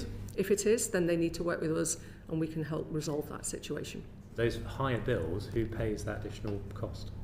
That's a conversation between yourself and your energy supplier. I can't comment on that as the data communications company. In a good mood and pick up the cost. say energy supply would say they're not liable for the wide and area network as well, wouldn't they? So they would say they were not going to pay the additional costs, wouldn't they? They could say that, but what I would say is that it's a job between ourselves and the energy supplier to understand, is it a wide area network issue? And if it is, we need to resolve that within the time allotted to do that. What we've heard from citizen advice is true, then there is an accountability gap, isn't there? No. No? No, because it's our job to fix any wide area network connection issue. Until you fix it, sorry to labour this, until you fix it, my bills are higher. I'm at the mercy of the energy company to say, I'll pick up the difference because there's a problem in the network. Energy supply will say, well, it's not my problem, so I'm not going to pick up the bill. So the consumer's left just paying higher bills because the network's not working. So I think that's, again, a conversation between the energy supplier and the consumer. I'll do the final question, Chair. How can we ensure that communities are not left behind in areas where smart meters aren't yet rolled out or upgraded to the latest generation? Peel, do you want to start on that? I think, as mentioned, when our rollout was mandatory, it was sort of to make sure that the entire system benefits was made available to everybody, no matter what billing agreement they were on with their service provider. Because, as it was mentioned before, the benefits of flexible demand or demand reacting to price signals from the grid is beneficial for more than the specific consumer itself. So I think in terms of leaving, I assume you mean like more vulnerable communities behind, that would also be sort of disproportionate costs or things like that. I looked up some of the cost numbers before coming today, and I could see that the modeling was that the smart meter rollout, the sort of expected cost to be transferred out to the individual customers, which is obviously an average, was expected to be around £10 a year. Which would be balanced out by more than double that in savings from the flexible or the possibility of shifting your demand.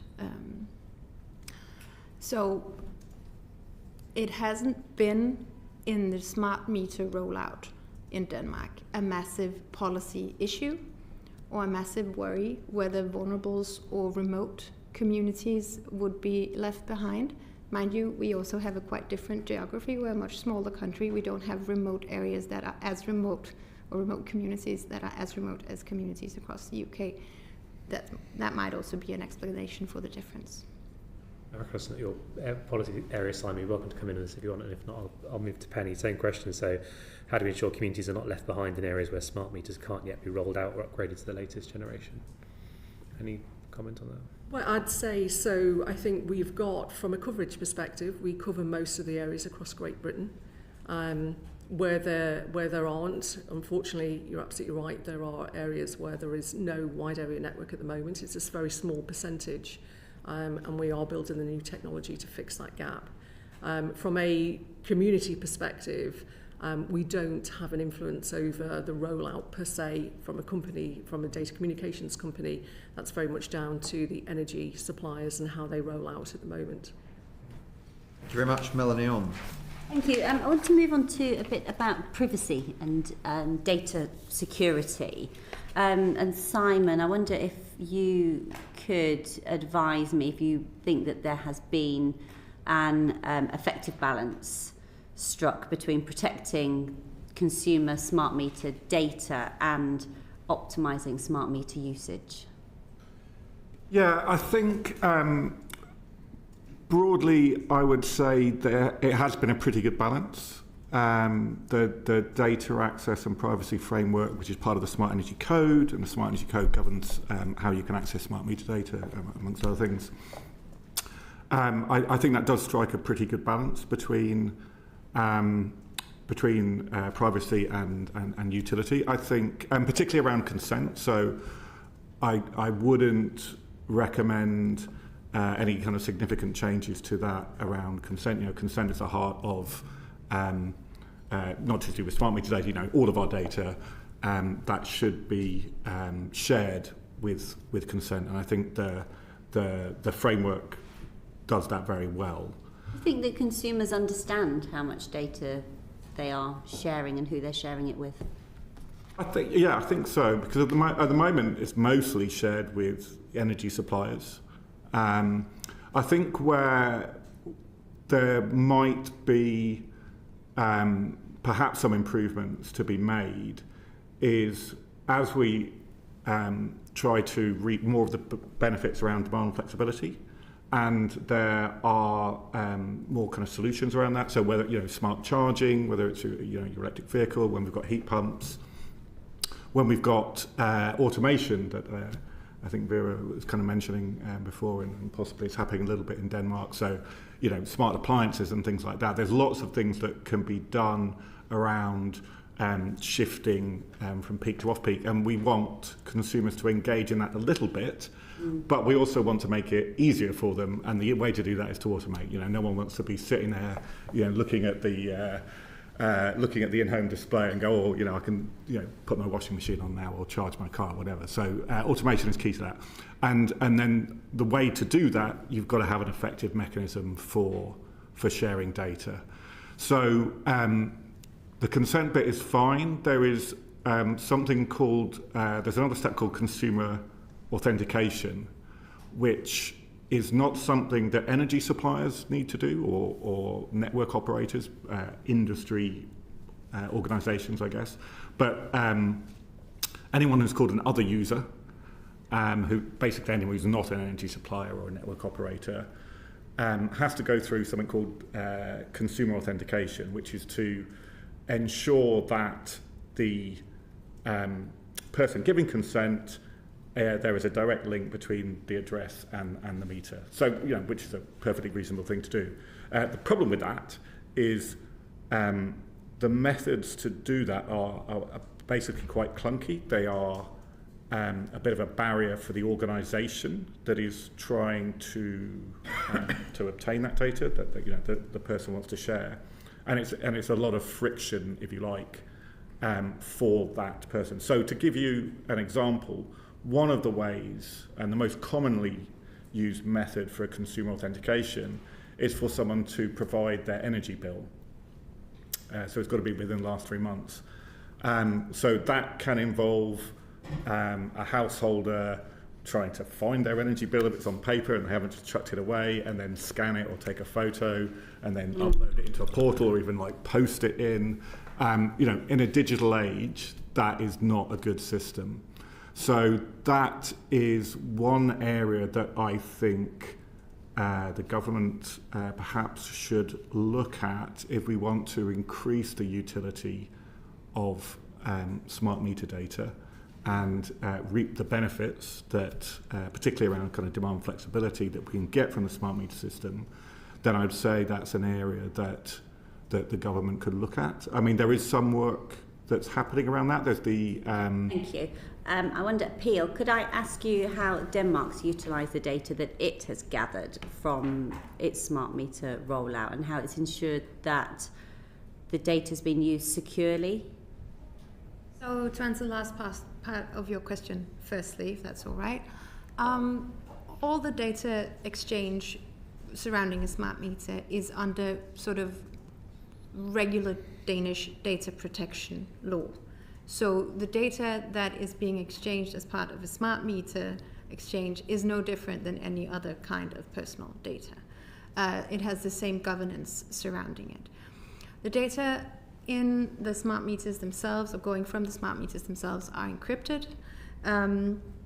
There were some concerns, there were some worries when this was being rolled out about the privacy of the data.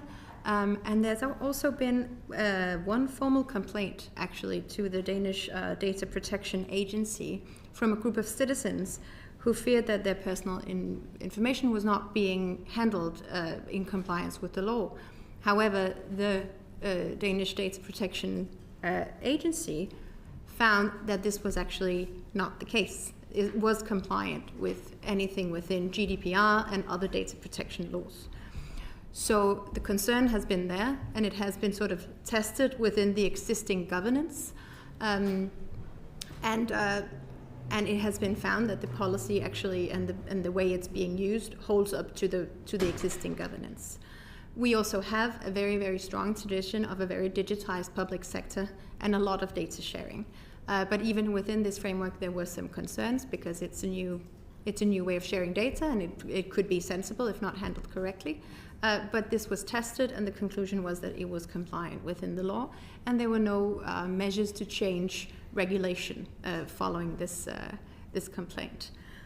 And then about the use, as I mentioned, we have a very strong tradition for very public a very sort of digital public sector, and this also goes for data, or this also goes for utility data. So we have a lot of between our TSO in Eginet, which is sort of in the UK would be both the role of a national grid and NESO, sort of managing a hub for an exchange of data that can be sort of in an aggregated form used for analysis, used for new business models, but never sort of targeting individual customers themselves.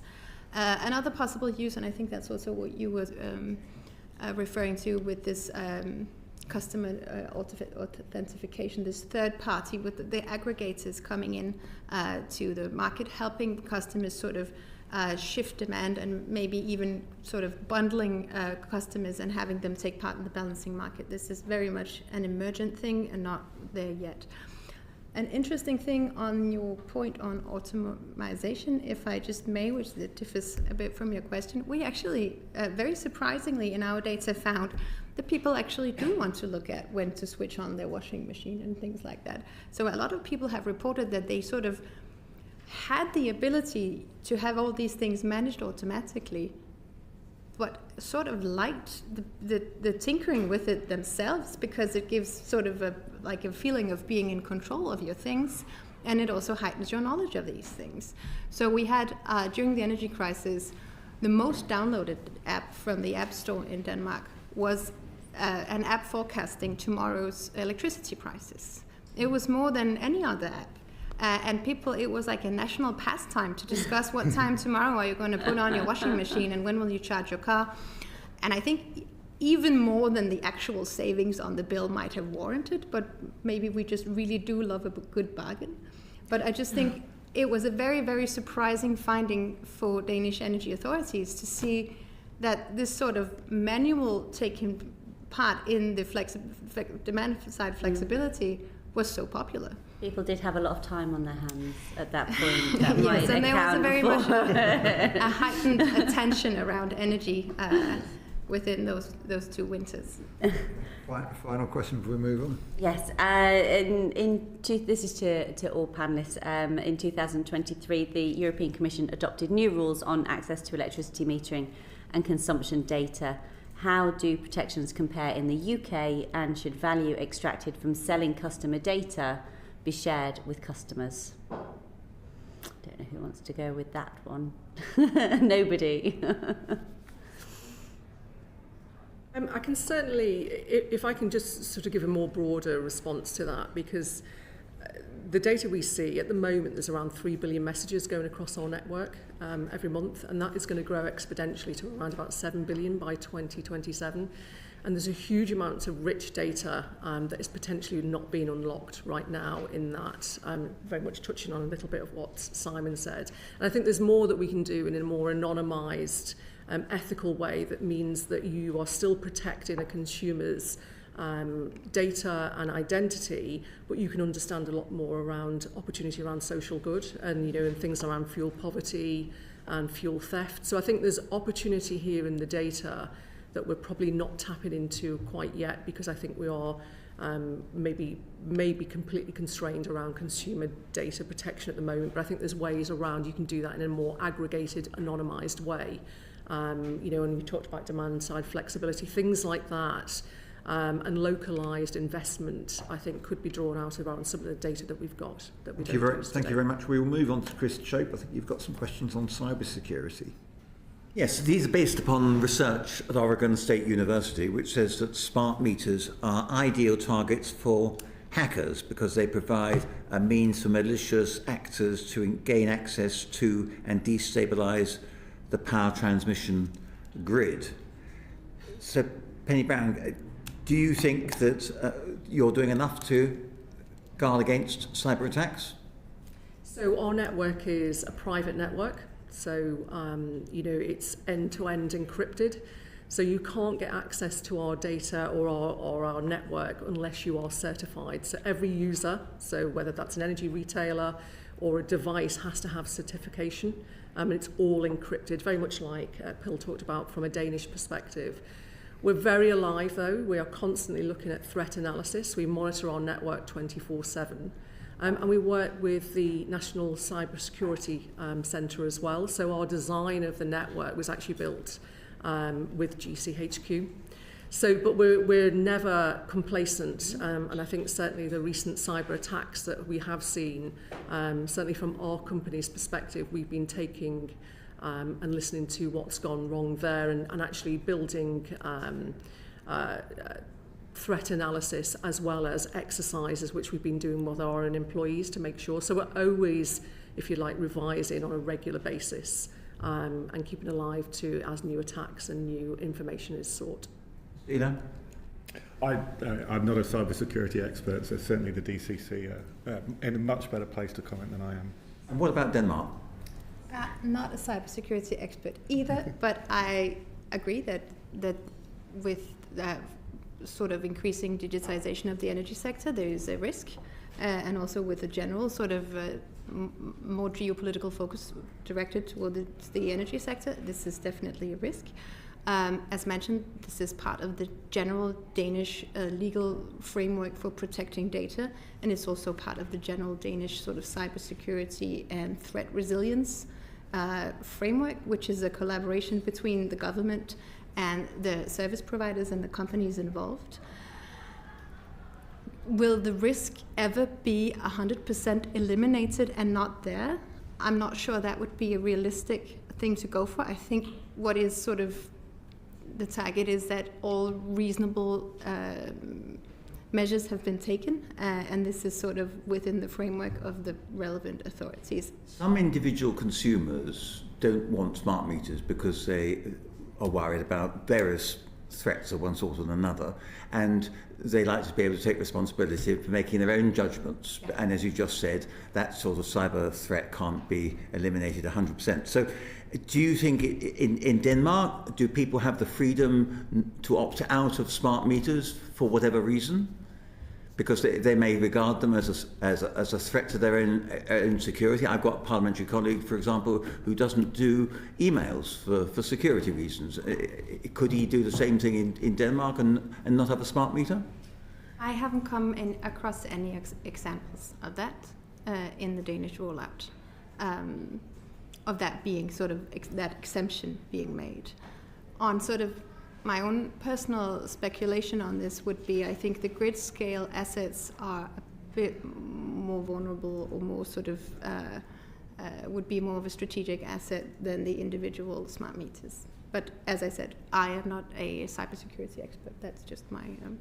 So you don't think there's no risk from hackers? We're pretty safe from hackers, are we? I think, as Pill said, there's nothing that's 100% not vulnerable. But I think based on the design, based on the monitoring, and based on the constant reevaluation and rigour that we put in, I think we're in a good place. But I think we're always learning, because I think hackers are always coming up with new ways in which to penetrate anything. So I think we've always got to keep alive to the risk. What about rogue installers? Do you mean the engineers who put in these meters? Obviously, it's difficult to control them. They're obviously trained and subject to some scrutiny, but they could be a weak link in the whole system, couldn't they? So you can't, from because it's a private network, you wouldn't be able to penetrate the network from installing the meter directly. You were probably more likely to, if there was a risk at all, it's more likely to be from very similar to cyber attacks that we've seen right now, so people coming in through employees as opposed to through meter devices. Are there any other safety risks associated with smart meters? I'm equally not a cyber or safety expert, but we can certainly give you more information on that, Sir Christopher, after. Thank you. Thank you very much. Melanie on. Thank you. My last questions are for Peel, just in terms of your experiences in Denmark and whether you've had any kind of comparative assessments against other European or international countries. I mean, the first question really is how did Denmark manage to get to 98%? Actually, in our briefing notes, I think you said 100%. So you're there or thereabouts, and that is quite remarkable. I know you said that it was compulsory. So Christopher's just been talking there about opt-outs. How easy was it? Well, I've only tried the one, so I can't really compare. But I think it was helped by a strong collaboration with industry. It was helped by it being part of a larger strategy for sort of a smart, intelligent grid. I think it was emphasized from authorities' sides from very early on that there would be benefits for the consumers for this. And there's also been sort of a historical legacy of the government advising on energy savings and very massive campaigns for this, stemming from the oil crisis in the 70s where we had really severe fuel shortages. So it's sort of a part of an institutional legacy. I think we've also been aided by the fact that in Denmark there's generally a very high sort of general trust in institutions. Yes, and as mentioned, this was done in close collaboration with industry, which has also been helpful. I know that there were some asks for exemptions from consumers who have sort of experienced negative effects from harmful rays, from sort of just like the data signal, who had sort of chosen to live sort of an off-grid life and have no sort of mobile signals in their homes. I think some technical solutions where the meter itself was a bit outside of the home were devised, but it hasn't been, I would say in my experience, it's been quite niche. Yes. Okay.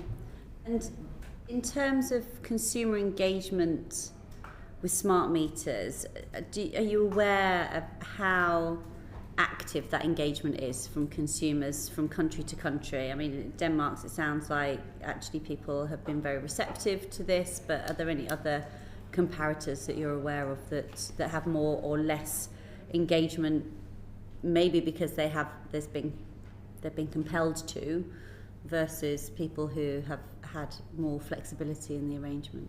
No, I am afraid I don't. Just one more point on sort of the consumer experience. A lot of consumers have also highlighted the sort of the ease of not having to have somebody come and read your meter, but it just sort of.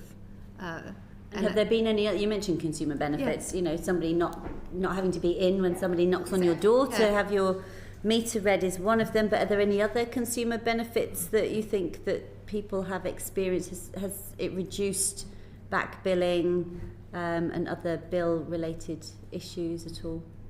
Back billing is not a major policy issue. It's sort of contained within other policy areas in Denmark. It has. I know a lot of companies have also used it for optimization of operations. This might not be an explicit consumer benefit to the consumer, but it is, because it will give a more sort of well-running system, because operators will be able to identify places where they need optimization or they need refurbishment of part of the grid. But I think the ability to take part in sort of switching demand in reaction to price signals has been the main consumer benefit.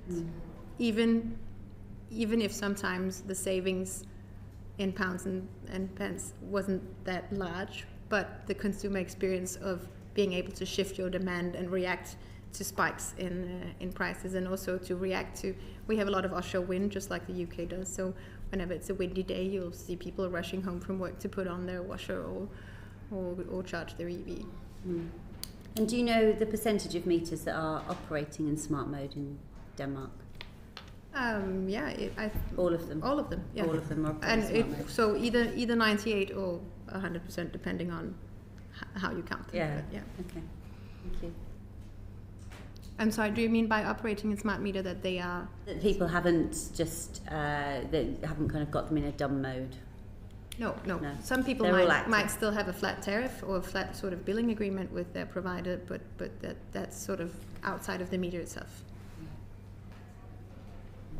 Thank you very much to our second panel. That concludes our proceedings for today. Order.